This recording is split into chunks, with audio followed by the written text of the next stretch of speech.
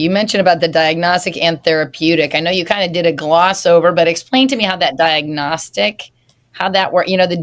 Like, is it two different settings? Is it the same? Is it when it's in a therapeutic? Great question, Jack. Yes. So at the diagnostic, our energy level is a little higher. And I teach my doctors, I want them to become healthcare pain detectives, right? Mm-hmm. Because so many people, there's like, for 35 years, I've been going around the world and asking, where does pain come from, right? Mm-hmm. And it's like that book, Are You My Mommy? Remember that? We read to our kids.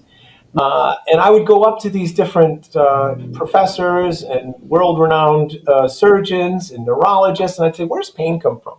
And you get all these different types of, really detailed answers. But when I break it down for my doctors, it's pain comes from areas of poor circulation, areas of damaged tissue like arthritis, but also inflammation. And that's really the silent killer in so many disease processes as well as aging.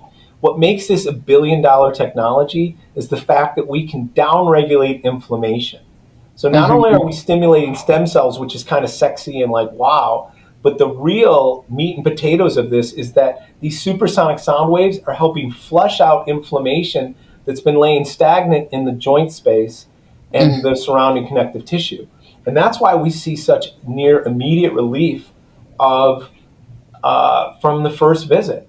So the energy level is a little higher when we're at the diagnostic, as we're teaching them to be a detective. We're mapping out that area. And then there's a biofeedback component where the patient will be like, oh, right there. So we know, oh, there's the bicep tendon. Then we test the transverse ligament. How is that? The deltoid tuberosity, all these different areas, right? So we're able to really hone in and pinpoint where that true source of injury or damage is. That's why we're in close to 30 professional sporting teams. It's like every other week we have to change which logos we're using. Just this past week, or 2 weeks, the Boston Red Sox, the Toronto Maple Leafs, the UFC just got another device. The Atlanta Braves have two here, and they just got another one for their AAA league. So it's been fun to watch, right? Because again, it's the players that are getting treated in clinics like ours, and then going back and telling their trainers and orthopedists, like, we need this. Mm-hmm. Mm-hmm.